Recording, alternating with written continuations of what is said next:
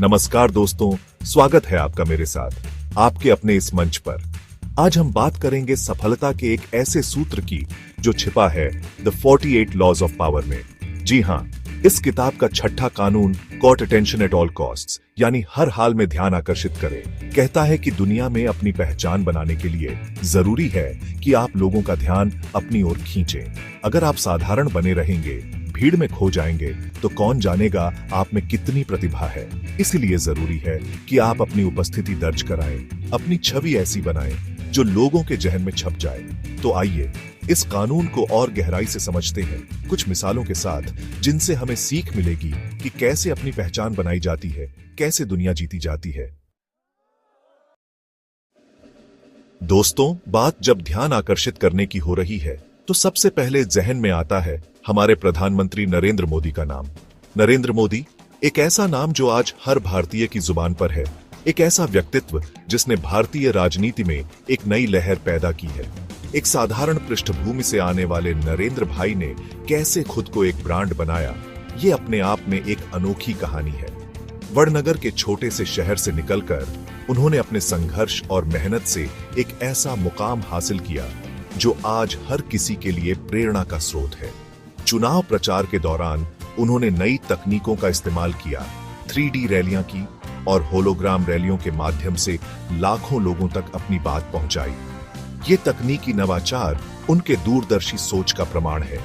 चाय पे चर्चा जैसी पहल की, जहां उन्होंने आम जनता से सीधे संवाद स्थापित किया। इस पहल ने उन्हें जनता के और करीब ला दिया और उनकी छवि को और मजबूत किया। और सोशल मीडिया का बखूबी इस्तेमाल करके युवाओं से जुड़ने का प्रयास किया। ट्विटर, फेसबुक और इंस्टाग्राम जैसे प्लेटफॉर्मों पर उनकी सक्रियता ने उन्हें युवाओं के बीच और भी लोकप्रिय बना दिया।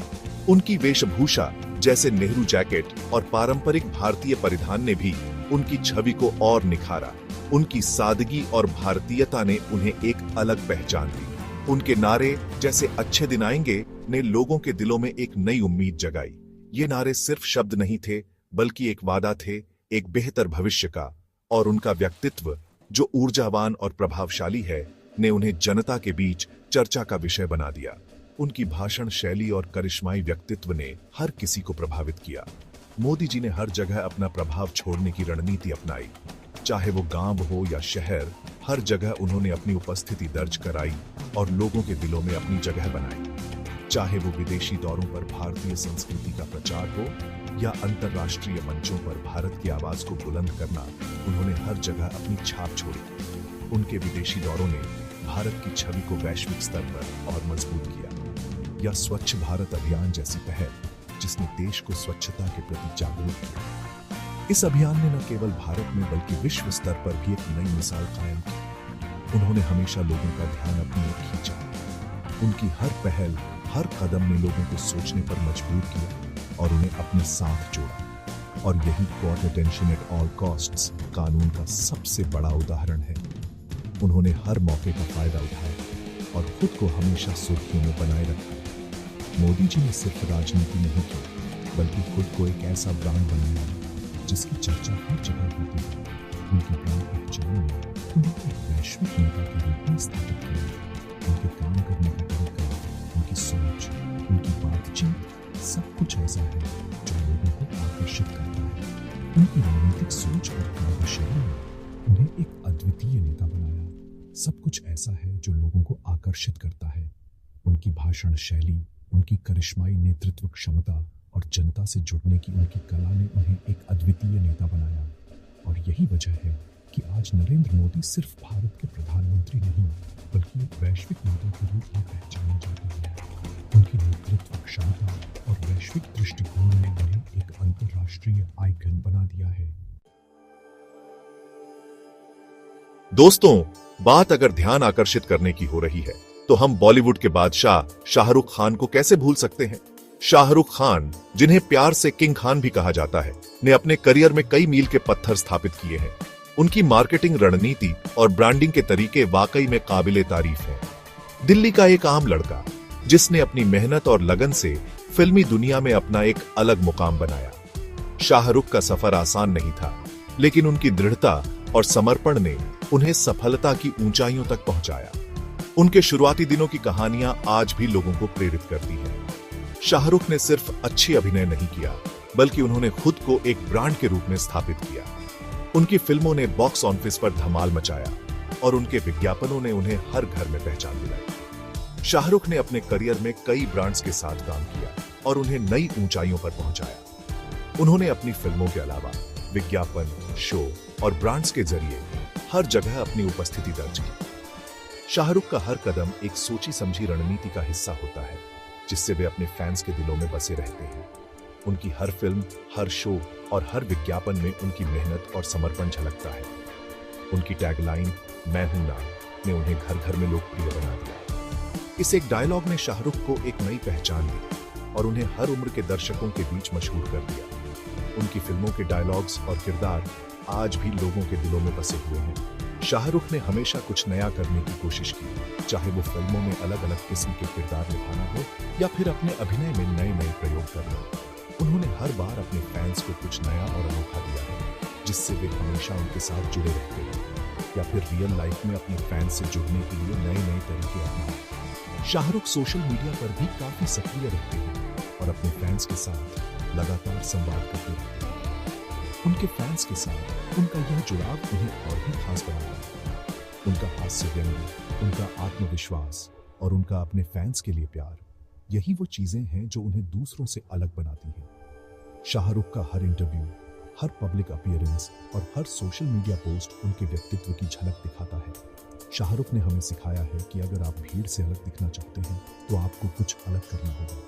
उनकी मार्केटिंग रणनीति और ब्रांडिंग के तरीके हमें यह सिखाते हैं कि सफलता पाने के लिए आपको हमेशा कुछ नया और अनोखा करना चाहिए। आपको अपनी एक पहचान बनानी होगी जो लोगों को याद रहे। शाहरुख ने अपनी पहचान को इस तरह से स्थापित किया है कि लोग उन्हें सिर्फ एक अभिनेता के रूप में नहीं, बल्कि एक ब्रांड के रूप में पहचान करें। और शाहरुख ने काम बखूबी किया है। उनके करियर की हर बात, हर अवार्ड और हर यादगार पर इस बात का प्रमाण है कि उन्होंने अपने फैंस के दिलों में एक खास जगह बनाई है। और सिर्फ एक अभिनेता नहीं, बल्कि ऐसी शख्सियत है जिनसे प्रेरणा लेकर आप भी हैं। उनकी कहानी हमें यह सिखाती है कि अगर आप में जुड़ने और समर्पण है तो आप किसी भी क्षेत्र में सफलता प्राप्त कर सकते हैं। चैप्टर 3, एलोन मस्क, ट्विटर और टेक्नोलॉजी के सरताज। दोस्तों, आज के समय में अगर कोई शख्स caught attention at all costs कानून का सबसे बड़ा उदाहरण है तो वो है एलोन मस्क।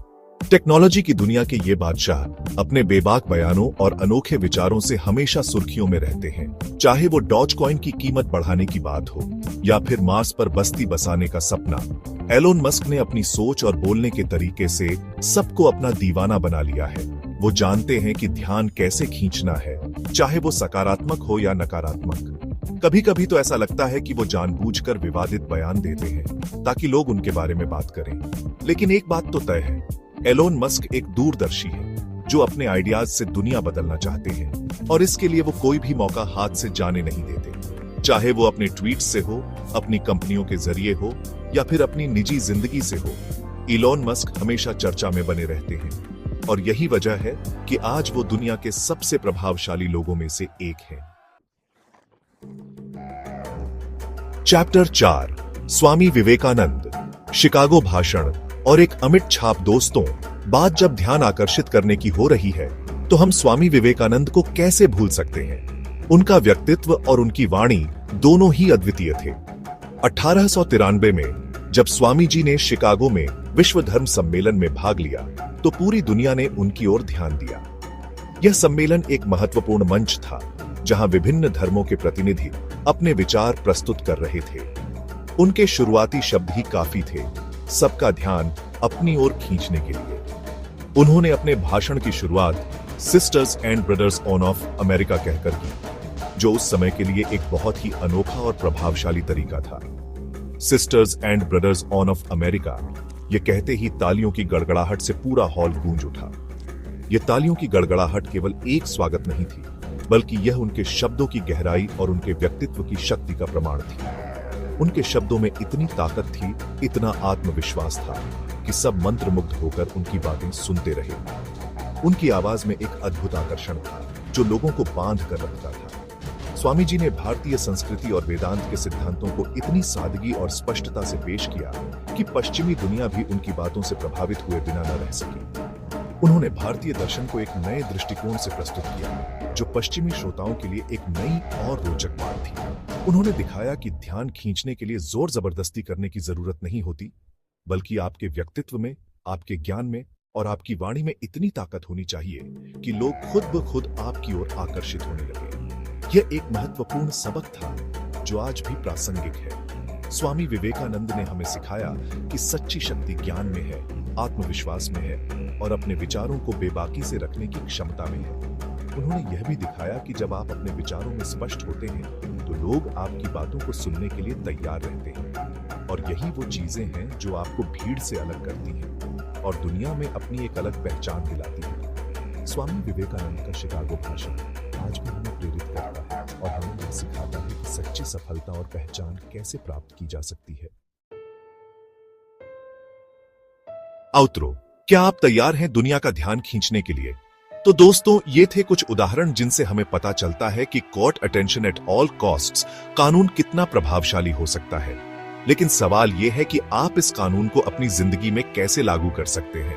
सबसे पहले तो आपको अपनी छवि को परिभाषित करना होगा।